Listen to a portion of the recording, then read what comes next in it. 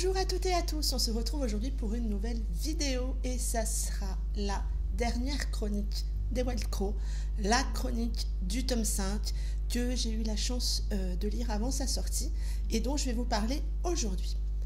On retrouve ici dans ce dernier opus toute la bande des Wild Crow.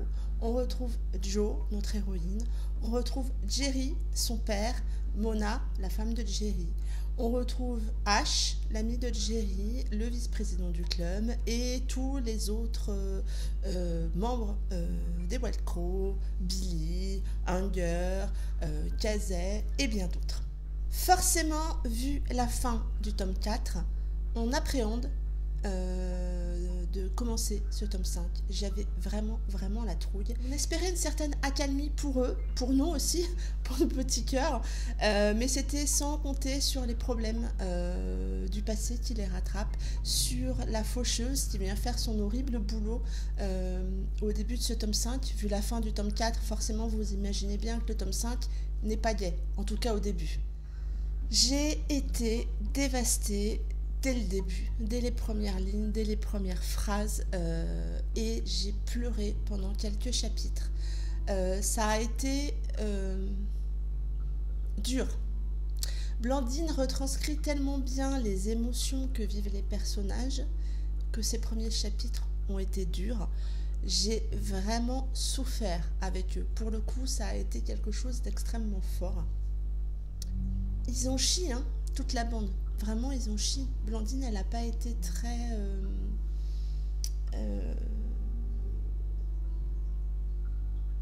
bienveillante dès le départ.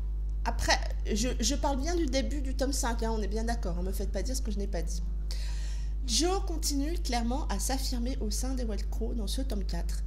C'était déjà le cas dans les tomes précédents au fur et à mesure, mais là pour le coup elle prend sa place, elle affirme ses choix, elle affirme ses pensées, elle les défend, quitte à aller à l'encontre des règles du club. On s'imagine bien qu'il y a certaines règles à ne pas dépasser. Jo, elle s'en fout. Clairement, elle s'en fout, elle a des trucs à dire, elle y va, elle a ce côté impulsif aussi qui amène une certaine fraîcheur et ben ça continue dans ce tome 5 et pour le coup, il y a une grande scène pour moi où j'ai adoré la voir y aller, vraiment. Elle a des couilles, Jo, par ce passage-là parce que elle y va. Elle s'en fout des règles du club, elle s'en fout que son père soit président, elle y va. Pour moi, elle devient réellement un élément important des Wild Crow, même si, bien entendu, elle n'a pas de siège, entre guillemets, au sein du club. Elle n'est pas... elle n'a aucun droit dans ce club-là, mais pour moi, elle devient un élément important. On sait très bien que derrière chaque homme de pouvoir se cache une femme. Ash, lui, de son côté, est rattrapé par son passé. Encore une fois, bien évidemment, et pour le coup, ça a été un terrible passé qui nous permet en fait de découvrir et de comprendre un peu mieux le personnage de Ash qui est très complexe, très renfermé, très mystérieux aussi et oui, il y a une part de personnalité dans tout ça, mais il y a aussi une part de protection vis-à-vis de son passé. Et dans ce tome 5, encore plus que dans les tomes précédents, il montre à quel point il est prêt à tout pour les siens, sa famille, ses amis, ses frères.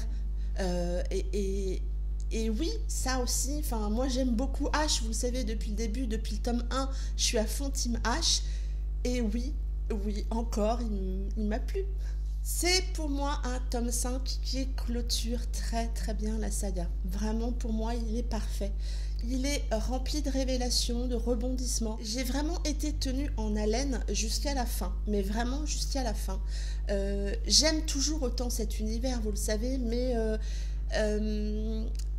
oui, c'est une saga autour des bikers, mais elle reste pour moi un petit peu différente du fait de cette relation entre Jo et Jerry qui... on n'est pas dans le schéma classique au départ d'une romance, on est là dans la découverte et ouais, la connaissance de son père, de l'univers, et j'ai bien aimé. On est dans une romance hors cadre qui peut déranger, je le conçois, mais pour moi, qui l'a fait avec moi, et cette romance hors cadre, elle continue jusqu'au bout dans ce tome 5 et va continuer à être hors cadre jusqu'au bout. Ils nous surprennent jusqu'au bout, et ça le fait. Ce dernier tome, je vous le dis très souvent quand je lis des romans de Blandine, mais sa plume le fait avec moi, et du coup, ce dernier tome nous enveloppe dans de fortes émotions, dans des douces émotions aussi, dans de tristes émotions, puisque j'ai aussi beaucoup pleuré. Mais voilà, on passe des pleurs au rire, de la joie à la tristesse. On rit, on sourit, on espère avec toute cette bande des Wild Crow, et franchement, ça le fait. C'est une saga qui se termine. J'ai toujours du mal quand ça se termine, et encore plus avec cette saga qui pour moi fait partie des coups de cœur 2018. Les Wild Crow, je pense, auront une place particulière dans mon cœur parce que ouais, ils vont rester comme une bande hors du commun, une bande de bikers hors du commun. Ash et Joe restera cette entité qui sort des sentiers battus et de ce qu'on peut lire habituellement, qui montre à quel point aimer peut être fort et à quel point il faut y croire. Et malgré tout ce qui peut se mettre sur votre chemin, et j'ai trouvé ça très très bien. Je voulais aussi là remercier Blandine. Blandine, merci de ta confiance. Merci de m'avoir emmené vivre cette chouette histoire à Monty Valley, vraiment. Ta plume me touche toujours autant, quel que soit l'univers dans lequel tu nous embarques, mais ta plume sur Wild Crow m'a embarqué. Merci de ta confiance pour toute cette année de partenariat, parce que vraiment, elle m'a tenue vraiment à cœur. Et tu peux être fier de cette saga écrite en 1 an. Tu peux être fier de tout ce que tu as fait autour de cette saga. Et pour toutes les personnes qui regarderont cette chronique sans l'avoir lue, je peux vous dire, lisez-la. Si vous avez envie de quelque chose de différent, que des romances hors du commun ne vous font pas peur, lisez cette saga, parce que franchement, elle vaut le coup. C'en est tout pour cette vidéo. Je vous remercie de l'avoir regardée jusqu'au bout. En attendant, je vous souhaite une très belle semaine, de très belles lectures, et je vous dis à très bientôt pour une prochaine vidéo. Bye bye!